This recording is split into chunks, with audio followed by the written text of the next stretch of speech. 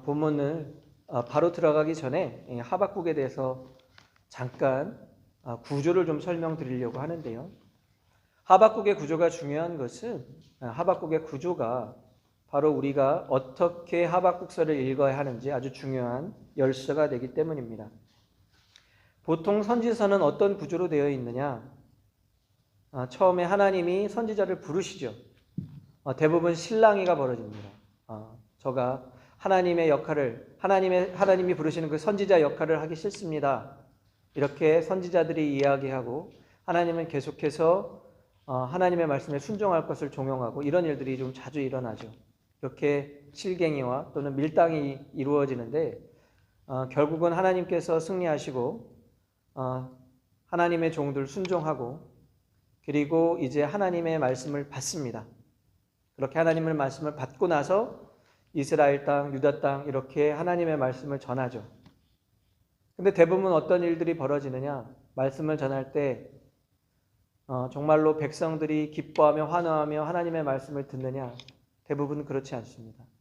다 하나님의 말씀을 듣지 않고 선지자의 말씀을 받지 않고 거역하죠. 또 하나님의 말씀을 또 선지자가 전합니다. 심판의 말씀을 전하고 돌아오기를 바라지만 그들이 순종하지 않을 때 선지자는 나중에 또 비록 심판에 대한 이야기를 하고 마지막에는 하나님께서 그들을 다시 회복시킬 것들을 이야기하면서 보통 마무리가 됩니다. 이게 일반적인 선지서의 스토리들이죠. 그런데 오늘 읽은 하박국서는 좀 다릅니다. 누구부터 시작을 하냐면 하박국의 질문으로부터 이 본문이 시작되고 하나님은 응답하시는 것을 이게 두 번 왔다 갔다 합니다. 하박국이 질문하고 그 다음에 어떻게 되느냐?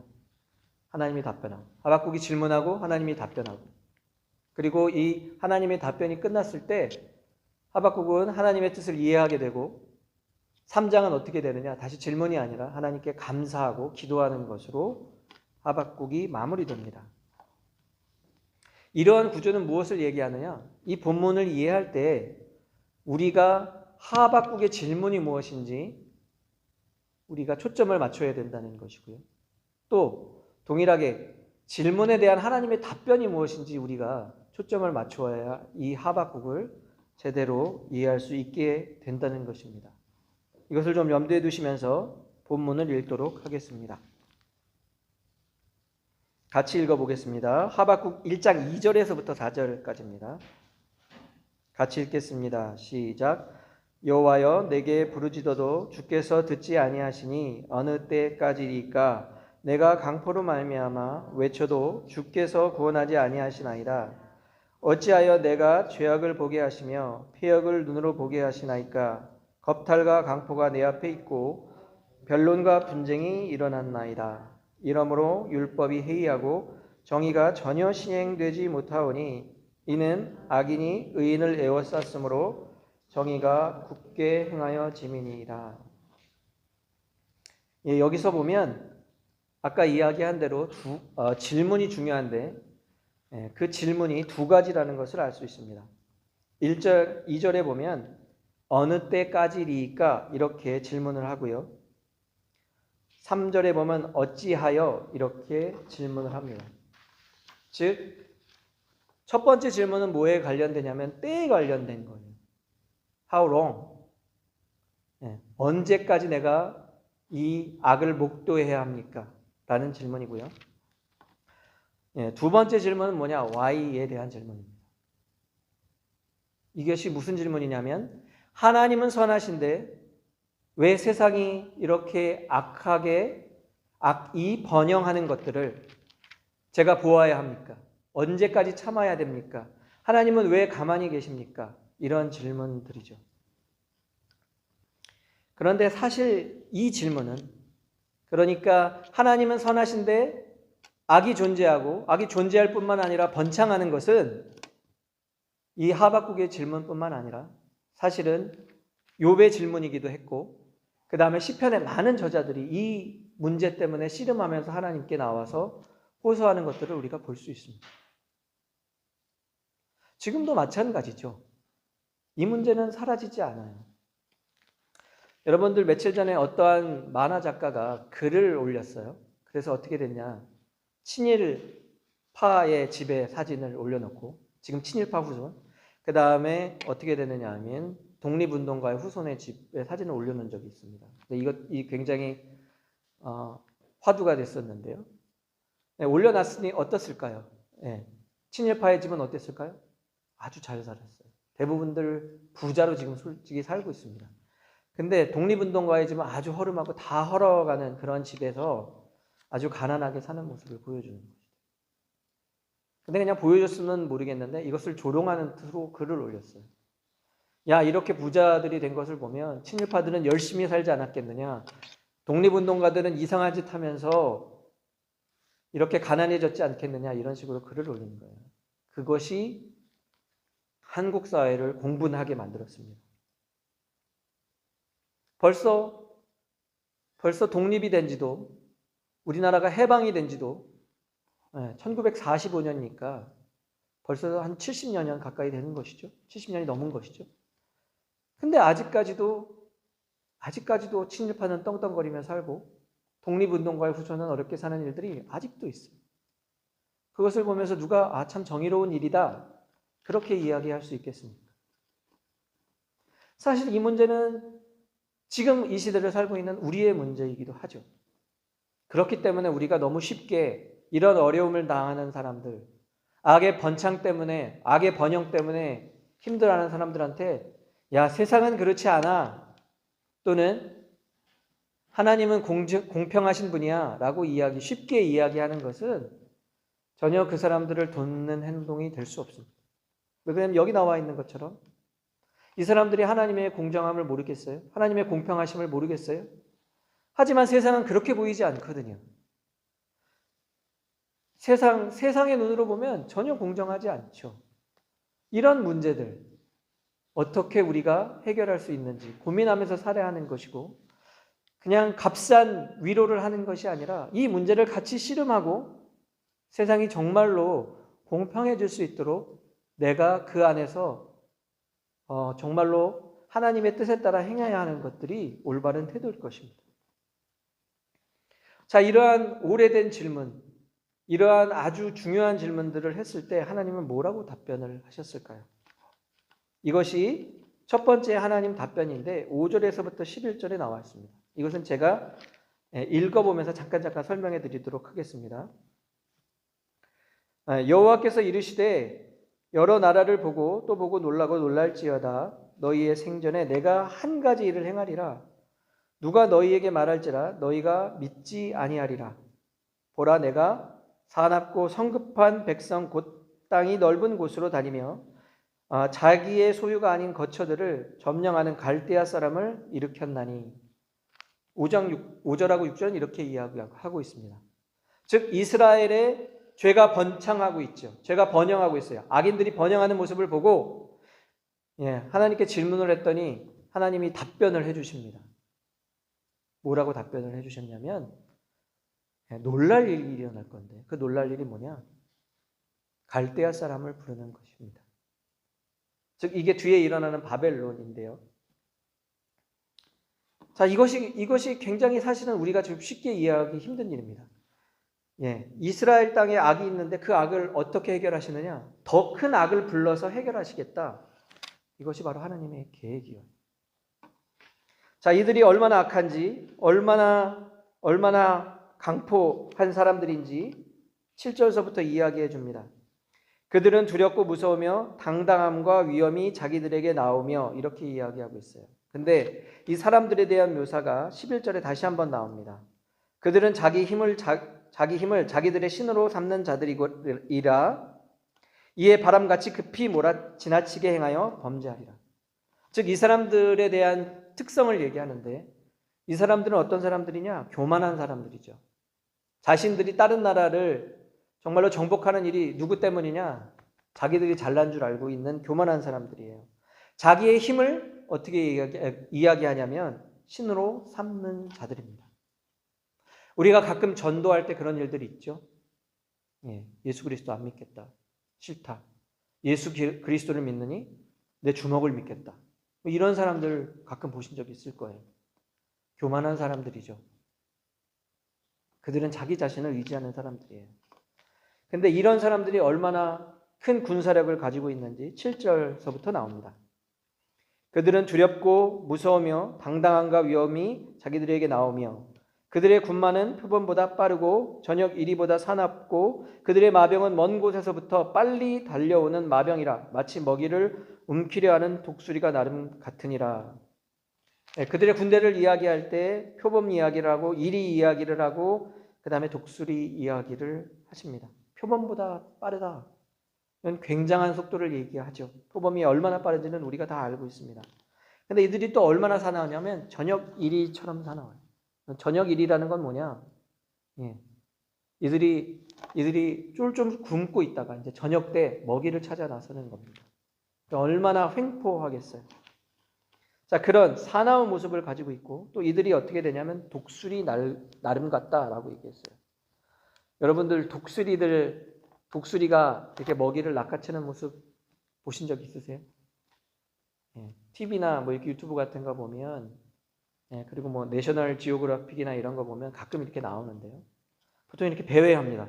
쭉 이렇게 배회하다가 갑자기 먹이를 봐요. 근데 이게 굉장히 높은 자리에서 먹이를 볼 수 있어요. 독수리가 눈이 굉장히 좋다고 그러죠.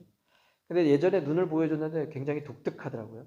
이렇게 하나로 보이는 게 아니라 이렇게 해서 사물이 하나는 보이는 게 아니라 그 중심에 마치 돋보기가 하나 더 날린 것 같이 그렇게 눈이 되어 있대요. 그래서 이게 줌으로 이렇게 딱 당기듯이 자기가 먹이를 포착한 것은 이렇게 쫙 크게 보입니다. 그렇게 타겟을 딱 잡으면 그냥 이렇게 배회하는 게 아니라 아주 급강화한다고 합니다. 수직으로. 그 속도가 얼마나 빠른지 동물들이 반응하지도 못하고 잡히는 거죠. 이토록 무시무시한 그런 민족이 이제 이스라엘 땅을 다가온다 얘기하는 거예요. 자, 그래서 9절 어떻게 표현하느냐? 그들은 다 강포를 행하러 오는데 앞을 향하여 나아가며 사람들을 사로잡아 모으기를 모래같이 많이 할 것이요. 10절 왕들을 멸시하여 방백을 조소하고 모든 견고한 성들을 비웃고 흉복을 쌓아 그것들을 점령할 것이라. 그들이 오면 어떤 일들이 벌어지느냐? 많은 사람이 죽고 포로로 잡혀가고 어떻게 되느냐? 성들이 무너지고 그들이 성들을 차지할 것이다. 이런 일들이 벌어지는 거예요. 자, 하나님께서 어떤 일을 벌이실지 얘기해 주셨어요. 여러분 이해가 되십니까? 요약하자면 하나님은 더 큰 악으로 이스라엘에 있는 악을 제거하신다고 지금 하시죠? 이게 여러분들 이해가 되세요? 잘 이해되기 아마 쉽지 않을 겁니다. 그래서 두 번의 질문이 있다고 했죠. 그 이유가 뭐냐면 바로 하박국이 이해하지 못했기 때문이에요. 그것을 세 가지 정도로 정리할 수 있는데요. 첫 번째는 뭐냐? 하나님 그 방법이 맞습니까? 라는 거예요. 하나님은 공평하신 분인데 하나님 선하신 분인데 악보다 더 큰 악을 부르는 게 그게 하나님 방법입니까? 라는 질문이죠. 두 번째는 뭐냐? 지금도 악이 번창하는 것을 악인이 번영하는 것을 보기가 힘든데 더 악한 사람들이 와서 번영하는 모습을 제가 어떻게 봅니까? 라는 것이에요. 세 번째 질문은 뭐겠어요? 아니 지금도 악인들한테 의인이 시달리는데 더 큰 악이 이 땅 가운데 오면 의인들은 더 얼마나 시달리겠습니까? 이런 의문 세 가지가 드는 것이죠. 하나는 뭐냐? 하나님의 성품에 관련된 질문, 하나님의 공정하심에 대한 질문이고 두 번째는 뭐냐? 악인들의 거취, 악인들의 번영에 대한 것이고 세 번째는 의인들을 어떻게 할 것이냐? 의인의 거취에 대한 것이죠. 이 세 가지가 의문이 되는 것이었어요. 그리고 그 의문이 이 13절의 질문으로 표현됩니다. 한번 보시죠. 제가 읽어보겠습니다.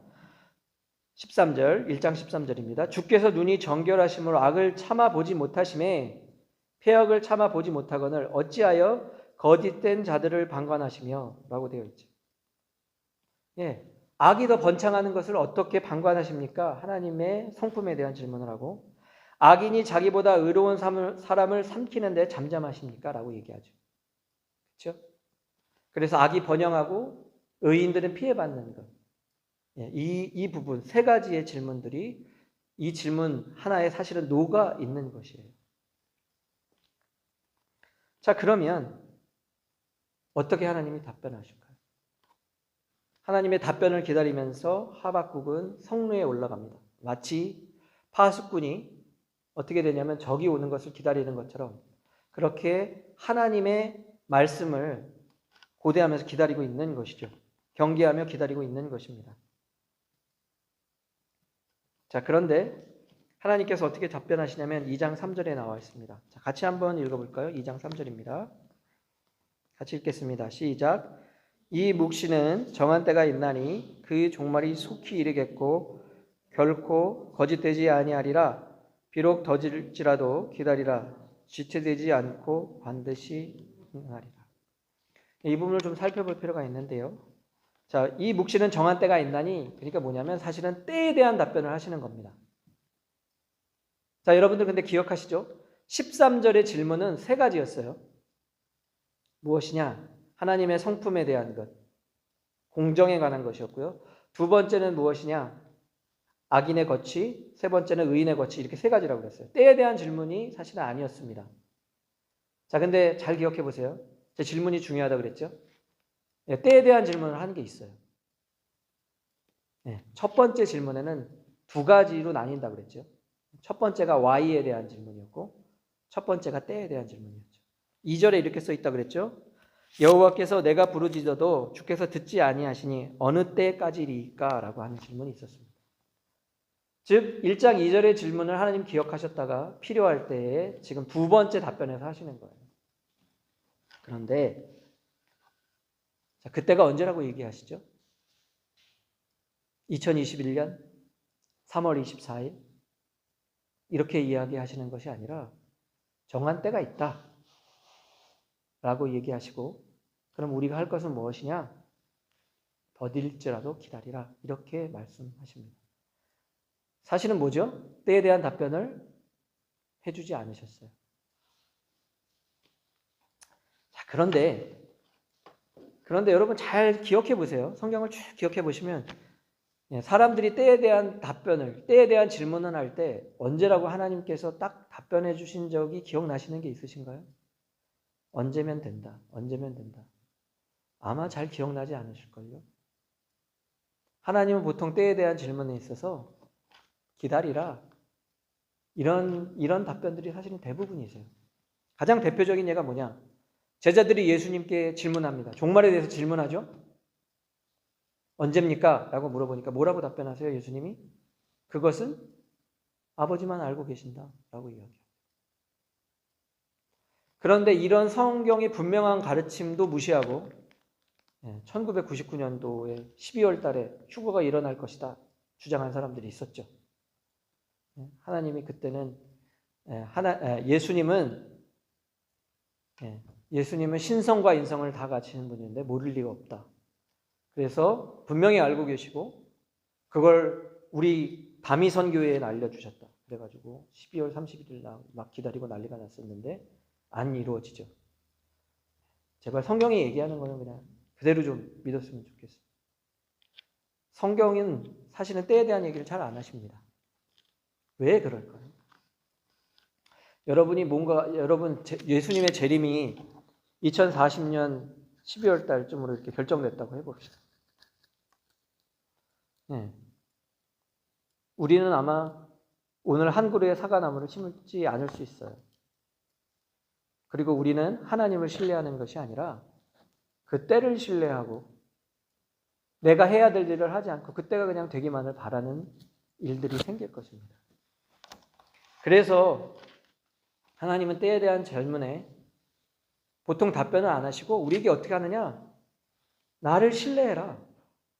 나를 믿음으로 내 약속을 신뢰함으로 나를 따라와라. 그 일은 이루어진다 라고 이야기하시는 겁니다.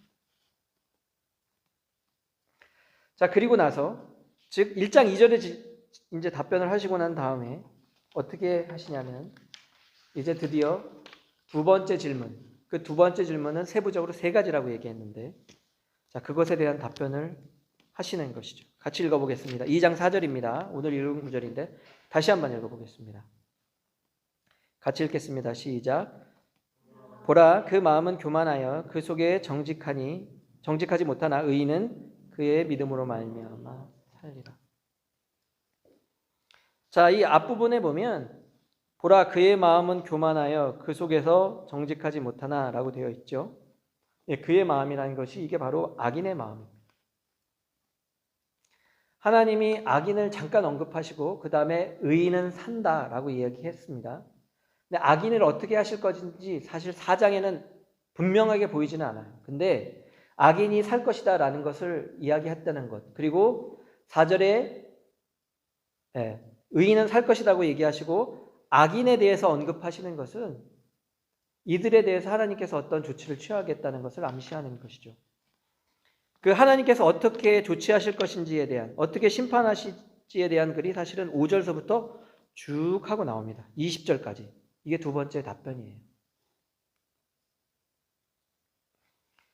즉, 두 번째 답변, 악인에 대한 처리에 대한 문제를 이야기하는데요. 이것도 구조가 있습니다. 어떤 구조냐면 화 있을진저 이러한 사람은 화가 있다. 예를 들어서 노략질하는 사람들, 즉 그 악인들을 5가지 경우로 나누는데 그 중에 한 가지가 뭐냐? 노략하는 거예요. 노략하는 악인들 어떻게 되느냐? 나중에 그들은 화가 있는데 어떻게 되냐면 그들이 또 거꾸로 노략을 당할 것이다. 이런 식으로 답변을 해주십니다. 이렇게 5가지 화에 대해서 이야기해 주세요. 5가지 악인이 화를 입을 것에 대해서 말씀해 주십니다. 오늘은 그것을 집중적으로 살펴보는 구절이 아니기 때문에요. 한 구절만 같이 읽어보면서 하나님이 어떤 방향을 가지고 계신지 그 정도만 알도록 하겠습니다. 2장 8절입니다. 같이 읽겠습니다. 시작. 내가 여러 나라를 노략하였으므로 그 모든 민족이 남은 자가 너를 노략하리니 이는 내가 사람의 피를 흘렸으며 또 땅과 성읍과 그 안에 모든 주민에게 강포를 행하였습니다. 자, 여기 뭐라고 나오죠? 노력했으므로 어떻게 되느냐? 사람들을 많이 노력하며 다녔어요. 도둑질하면서 다녔어요. 많은 사람들을 때리고 죽이고 돈을 뺏고 가지고 있는 것들, 보물들을 빼앗고 이렇게 한 거죠. 자, 그런데 그렇게 다녔을 때 거기에 남은 사람들이 있지 않겠습니까? 다 죽지는 않았죠. 남은 사람들이 있었어요. 어떻게 한다는 겁니까? 예. 이 사람들이 이렇게 복수의 마음을 가지고 있는 거죠. 그리고 때가 됐을 때 어떻게 한다고요? 얘들이 다시 노력함으로 되갚아 주는 거죠. 즉 하나님이 어떻게 한다고요? 이스라엘 악이 있을 때 더 큰 악이 들어왔어요. 이스라엘. 자, 그럼 이 악이 번영한 것을 어떻게 할 것입니까? 하나님의 답변은 뭐냐? 다른 악을 또 불러서 이 악을 처단하겠다. 하나님 말씀하시는 거죠. 이들에게 당했던 사람들이 복수할 것이다 라고 얘기하는 거예요. 이런 일들이 역사에서 실제로 일어났죠. 바벨론이 없어지고 나서 어떻게 되죠? 마케도니아의 알렉산더가 다시 그 땅, 그 주변을 다 정리하고 또 지나가고 나서 어떤 일이 있습니까? 로마가 점령하는 일들이 실제로 일어나는 것이죠. 이것이 가끔 하나님이 일하시는 방식이에요. 그런데 우리가 좀 살펴볼 것이 무엇이냐면요. 아까 얘기했죠. 악인들을 어떻게 처리할 겁니까? 더 큰 악을 어떻게 처리할 겁니까? 에 대한 답변은 하셨어요. 그런데 무엇에 대해서 확실히 얘기하지 않으시냐? 그 질문. 어떻게 악인이 번영하는 것을 보십니까? 라는 질문에 대해서는 왜 이런 방법을 쓰십니까? 라는 질문에 대해서는 사실 확답을 해주시진 않습니다. 이것이 참 쉽지 않은 거죠. 왜 악보다 더 큰 악이 그 악을 치는 것, 이것이 왜 하나님의 방법이 될지 한번 생각을 해보시기 바랍니다. 쉬운 문제는 아닌데요. 그냥 여기 나와 있지 않지만 간단히 힌트를 드리자면 하나님께서 구약을 운영하시는 방법 중에 뭐가 있냐? 눈에는 눈, 이에는 이, 이런 방법이 있어요. 이게 물론 신약에 와서 특별하게 하나님 백성으로서는 그 법칙이 바뀌죠. 은혜의 법칙으로 바뀌긴 하는데 여러분들 눈에는 눈, 이에는 이가 정말로 너무 무섭고 악하다고만 생각할 필요는 없다고 생각됩니다. 왜 그러냐면 한번 우리의 성품을 한번 보세요. 인간을 한번 돌이켜 보십시오. 누군가 나에게 눈을 다치게 했어요. 그럼 사람이 보통 어떻게 되느냐? 그냥 저 사람의 눈을 때려서 되갚는 것 정도가 아닙니다. 나의 눈을 상하게 하면 다시금 그런 짓을 못하게 사실은 눈을 때리는 것보다 더 많은 가해를 하려고 하는 것이 인간의 기본적인 속성이죠. 그것을 못하고 딱 받은 만큼만 갚을 수 있도록. 한편으로는 굉장히 엄해 보이지만 한편은 또 정의와 은혜에 대한 부분이 사실은 이 눈에는 눈, 이에는 이에 담겨 있는 법칙일 수 있습니다. 그런 의미에서 하나님이 세상을 다스리실 때 이러한 방법으로 세상을 운영하시기도 합니다. 그런 것들을 일단 마음에 좀 두시고 이제 마지막 질문에 대한 것들을 우리가 좀 살펴보려고 해요. 마지막 답변은 뭐냐? 하나님, 지금도 의인들이 괴로운데, 그래서 이것을 견디는 것이 너무 어려운데, 더 큰 악이 오면 이 의인들은 그것을 어떻게 합니까? 의인들이 더 위험해지는 것 아닙니까? 라고 했을 때 하나님 뭐라고 얘기하시는 거냐? 이것이 2장 4절 뒷부분에 있는 것이죠. 의인은 그의 믿음으로 말미암아 살리라. 어떻게 한다고요? 하나님이 살리시는 거예요. 그들은 살 것이다. 더 큰 악이 오고 더 큰 악이 와도 의인들은 살 것이다. 하나님이 살리신다라고 얘기해 주시는 것이죠. 그러면 해결이 됐죠. 악인은 다른 악인에 의해서 점령당하고, 그렇죠? 그래서 그 악을 처벌하시고 심판하시고, 의인들은 어떻게 되냐? 하나님이 끝까지 지키신다라는 거예요. 근데 거기 하나 단서가 있습니다. 어떻게 해요? 의인은 무엇 때문에? 믿음으로 살리라라고 얘기해 주시는 겁니다. 자, 여러분, 의인은 믿음으로 살리라라고 이야기했는데요. 여기 지난주에 우리가 같이 나눈 말씀을 기억해 봅시다. 자, 그 믿음에 해당되는 헬라어가 뭐라고 했냐면 피스티스라고 얘기했죠. 근데 피스티스가 그냥 믿음이란 뜻만 있는 게 아니고 한 10가지쯤 갈라지는데 한 중요한 그룹이 뭐냐? 믿음이란 그룹. 그래서 이 안에 믿음, 신뢰, 신앙, 그 다음에 어떤 진리 이런 것들이 여기 포함되어 있어요. 자, 그 다음에 신실함에 관련된 의미들이 있다고 했죠. 지난주에는 믿음을 강조하기 위해서 이 신실함에 관련된 신실함에서 파생된 의미들은 많이 말씀을 안 드렸는데요. 이런 것들이 있습니다. 그 신실함에 관련된 의미들이 어떤 것이냐면 순종이란 말이 있고요. 신실함에 관련된 말이 또 뭐가 있느냐? 충성이라는 말이 있어요. 신실함, 충성, 그 다음에 순종, 이런 말들은 다 연관되어 있습니다. 근데 특별히 오늘의 말은 무엇이냐? 이것이 히브리 말로는 에무나라는 단어인데요. 에무나도 똑같이 우리가 지난주에 피스티스랑 살펴본 것과 똑같이 이 믿음과 관련된 말들과 신실함에 관련된 말들이 나뉘어져요. 근데 이 신실함에 관련된 말들이 대부분이 있고요. 그래서 아까 얘기한 대로 정직함이라는 것이 있고 그 다음에 어떤 것이 있냐면 신실함이 있는데 그 중에 아주 중요한 뜻 하나가 무엇이냐면 견고하다라는 뜻이 아주 기본적인 뜻입니다. 견고하다, 또 한 가지는 뭐냐? 버티다, 이런 뜻을 가지고 있어요.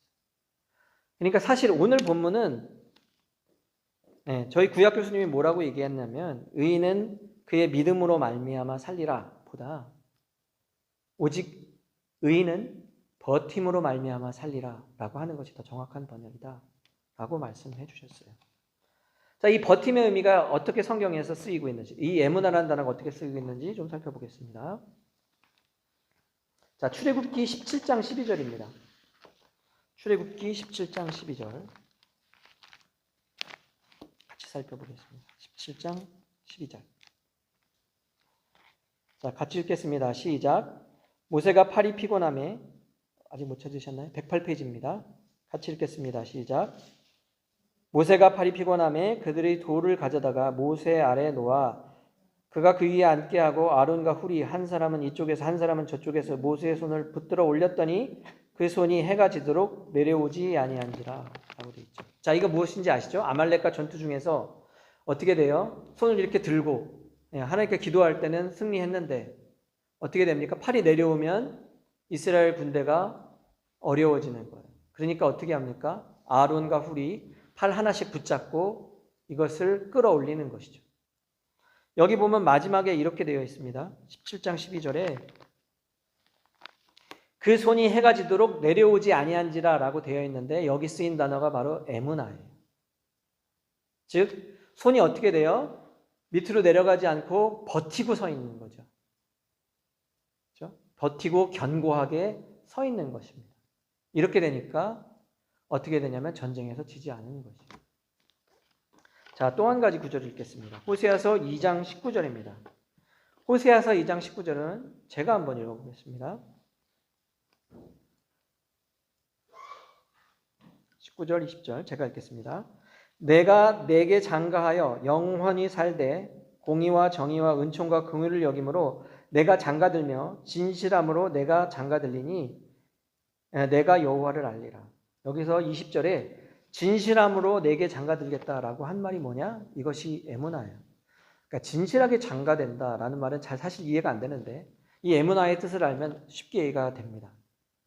여러분 호세아서가 어떤 것을 이야기하고 있죠? 하나님의 이스라엘 사랑에 대한 이야기죠. 그것을 보여주기 위한 예로 누구를 선택하십니까? 호세아 선지자를 선택하시죠. 자, 호세아 선지자를 선택해서 하신 일이 뭐냐? 중매를 서주세요. 제가 알기로는 이 중매 수준인데 아담 이후에 거의 유일한 경우가 아닌가라는 생각이 들어요. 근데 중매를 서주시는데 누구를 섰어요? 고멜. 음란한 여인 고멜을 중매 서주십니다. 자, 그러면 이 착한 호세아 선지자와 결혼한 고멜, 그 다음에 그의 버릇을 뚝 끊고 음란함을 버렸을까요? 안 버렸을까요? 네, 버리지 않은 것으로 나오죠. 계속해서 그 음란한 짓을 하니까 어떻게 되냐면 호세아가 막 이렇게 팔려 있는 그 자기의 아내를 다시 돈을 주고 사오는 장면이 호세아서에 기록되어 있죠. 이것이 무엇이냐? 끊임없이 음탕하며 끊임없이 하나님을 배신하는 이스라엘에 대한 것을 이 호세아서를 통해서 보여주신 것이죠. 근데 그때 뭐라고요? 어떻게 장가든다고요? 에무나로 장가든다. 신실함으로 장가든다. 더 깊이 얘기하면 끝까지 견디고 버팀으로 너희들에게 장가들었다. 이렇게 얘기하는 거예요. 하나님이 그들을 버리시지 아니하고 이렇게 그들을 끝까지 지키실 것들을 약속하시는 것이죠. 이것이 바로 에무나의 뜻입니다. 자, 그런데 여러분 여기서 한 가지 기억할 게 있어요. 그러면 이 사람들이요 도대체 어떻게 이렇게 버틸까? 의인은 믿음으로 말미암아 살리라. 즉 버팀으로 말미암아 살 것인데 버텨라라고 얘기하는데 그 버티게 되는 원동력이 무엇일까요? 그걸 우리가 살펴볼 필요가 있습니다. 우리는 사실 버티는 거 쉽지 않거든요. 여러분 신실함이라는 단어를 우리 생각해 보세요. 여러분 신실하다는 얘기 들으면 좋죠. 근데 여러분이 만약 좋아하는 일이거든요. 좋아하는 일을 신실하게 한다고 생각해 보세요. 이건 어떤 면에서는 그렇게 어렵지 않을 수 있어요. 그렇죠? 그런데 내가 정말로 하기 힘든 것, 내가 잘 못하는 것, 하나님이 그것을 끝까지 해라, 버텨라 라고 한다면 그거 결코 쉬운 일이 아니죠. 자, 이런 사람들에게 필요한 것이 무엇이냐? 바로 믿음입니다. 그러니까 저는 이 에무나의 뜻에서 그냥 한 가지의 뜻을, 그래서 버팀의 뜻을 가지고 있는 것뿐만 아니라 믿음이란 뜻도 갖고 있다. 그러니까 어떤 단어는 더블 미닝을 가지고 있을 때들이 있잖아요. 그러니까 두 가지의 뜻을 가지고 있을 때가 있는데 이때가 그때가 아닌가라는 생각을 합니다. 왜 그러냐면 우리 2장 13절 하박국서 2장 13절 2장 13절이 아니고 2장 3절입니다. 2장 3절을 다시 한번 읽어볼게요. 같이 읽겠습니다. 시작. 이 묵시는 정한 때가 있나니 그 종말이 속히 이르겠고 결코 거짓되지 아니하리라. 비록 더딜지라도 기다리라. 지체되지 않고 반드시 응하리라. 하나님이 일이 어떻게 된다고요? 마지막에 반드시 응하리라. 약속해 주셨잖아요. 우리가 어떻게 견딜 수 있느냐? 하나님이 약속해 주셨기 때문에 우리는 그것을 믿고 버티는 거죠. 즉 여러분들이 기억하실 필요가 있는데요. 로마서 4장에서는 믿다라는 말, 아브라함이 믿다라고 하는 말을 두 가지 의미로 써요. 하나는 뭐냐? 하나님을 믿는 것이 나오고요. 또 한 가지는 무엇이냐? 하나님의 약속을 믿는 것이 나옵니다. 하나님을 믿는다는 것은 곧 구체적으로는 그의 약속을 믿는 것이에요. 그러니까 하박국 선지자가 어떤 것이냐? 반드시 응하리라 하는 그 말씀을 믿고 끝까지 버티는 것이죠. 그래서 여기서 보면 믿음과 버팀의 의미가 더 강력하긴 하지만 믿음의 의미가 이 안에 암시되어 있어요. 제가 지난주에 그렇게 설명드렸습니다. 사도 바울, 이 믿음 굉장히 중요하다. 그리고 믿음과 신실한 중에 믿음을 강조했죠. 그리고 그 부분을 구분해냈어요. 하지만 이것이 완벽하게 떨어진 것이 아니라 예수 그리스도를 믿는 사람들은 신실한 열매를 맺게 된다라고 얘기했어요. 그러니까 왜 그러냐면 아브라함의 초점은 무엇이냐? 하나님을 믿지 않는 사람들이 크리스찬이 되어서 어떻게 생활할지를 얘기하는 것. 그래서 그 초점은 어떻게 크리스찬이 되는가 이 부분에서부터 출발합니다. 근데 오늘의 하박국 본문은 무엇이냐면 어디에 초점이 있냐면 이미 하나님의 백성인 사람들이 정말로 숨이 꼴딱꼴딱 넘어가는 상황에서 어떻게 내가 여기를 견디고 살아갈 수 있는가에 대한 말씀을 해주시는 거예요. 그런 사람에게는 어떻게 되느냐? 네 자리에서 너가 할 일이 있듯 그 할 일들을 하면서 버텨라 라고 말씀하시는 거죠.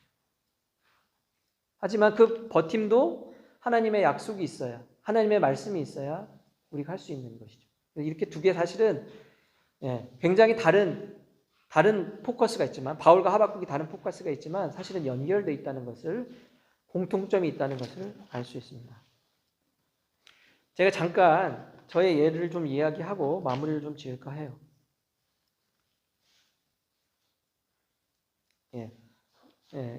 그 이야기를 하기 전에 이야기도 잠깐 좀 해드리는 게 좋을 것 같네요. 여러분들 약속이 참 중요하다고 말씀드렸죠. 제가 한 가지 예를 하나 들어보겠습니다. 여러분들 일제 강점기에 보면 많은 독립운동가들이 나중에 친일파로 변절하게 되죠. 그래서 독립운동가 33인 중에 만해 한용운 선생 말고는 거의 다 변절했다. 보통 이렇게 역사를 배우잖아요.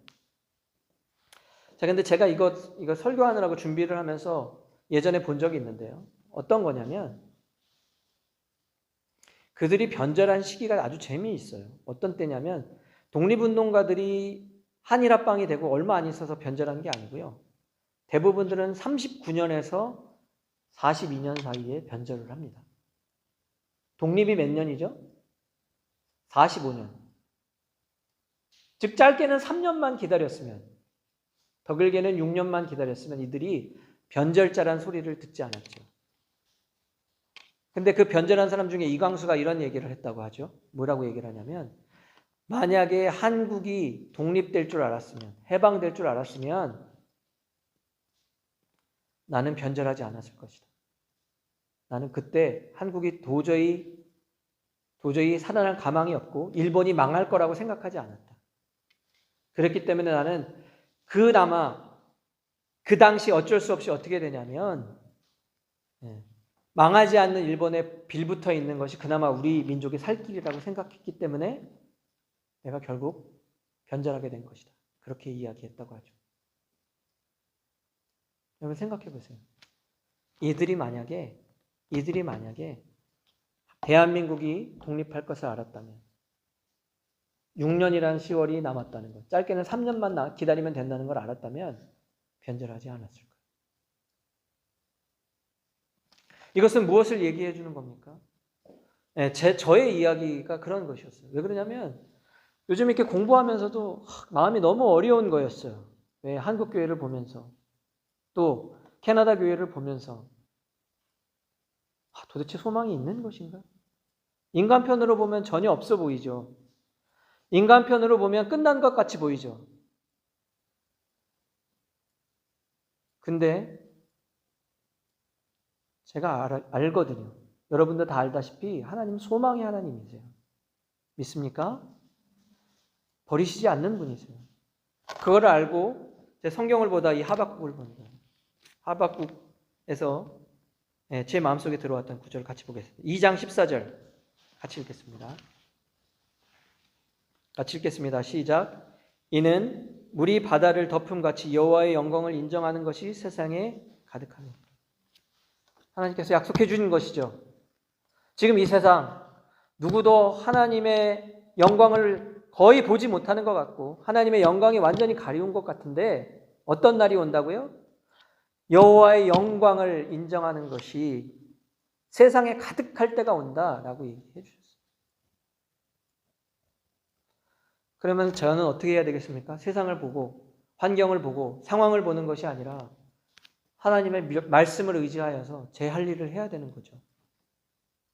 하나님 그렇게 말씀하시는 것 같아요. 준호야 버텨라. 네 자리에서 버텨라. 네 자리에서 버티는 것은 말씀을 공부하는 것이고 네 자리에서 버티는 것은 그 말씀을 전하는 것이다. 그것을 하여라. 그냥. 그러면 하나님의 때가 올 것이다. 라고 말씀해 주시는 것 같아요.